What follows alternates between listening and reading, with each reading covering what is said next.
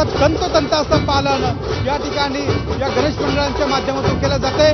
ढोल ताशांचा गजर पाहतोय, एका बाजूला नाशिककरांचा उत्साह पाहायला मिळतोय, तर गणपती बाप्पा मोरया, पुढच्या वर्षी लवकर या असा जयघोष नाशिककर या ठिकाणी या जयघोषात आनंदात आपल्याला या ठिकाणी मिरवणुकीमध्ये सामील झाल्याचं पाहायला मिळतंय। एकूण जर पाहिलं तर यंदाच्या या मिरवणुकीमध्ये विविध ज्या कला आहेत त्या या ठिकाणी सादर केल्या जात आहेत आणि या संपूर्ण उत्साहाच्या वातावरणामध्ये नाशिकच्या गणेश विसर्जनाची मिरवणूक जी आहे ती आता हळूहळू उदाकाठाच्या दिशेने मार्गस्थ होताना पाहायला मिळते।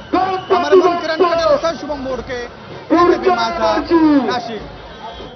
आणि नाशिकमधली ही दंडी हनुमान मित्रमंडळाची मिरवणूक पाहिल्यानंतर आपण पुन्हा एकदा गिरगाव चौपाटीवर जाऊयात। गिरगाव चौपाटीवर सध्या असंख्य मूर्ती ह्या एकामागोमाग एक दाखल होत आहेत। ढोल ताशांचा गजर असेल, गणपती बाप्पा मोरया, मंगलमूर्ती मोरया असं म्हणत हे सगळेजण गणरायाला निरोप देत आहेत। गणेश भक्तांची अलोट गर्दी सध्या मुंबईच्या गिरगाव चौपाटीवर आपल्याला पाहायला मिळते आहे।